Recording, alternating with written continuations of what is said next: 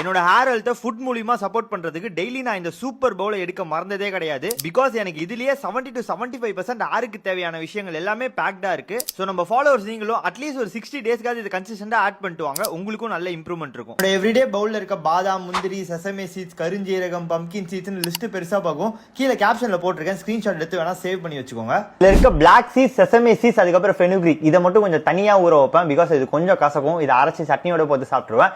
மிச்சம் இருக்க almond, cashew, walnut, chia seed இது எல்லாமே வந்து ஒரு நார்மல் மிக்சர் தான். நீங்க எய்தர் சோக் பண்ணி அப்படியே சாப்பிடலாம்.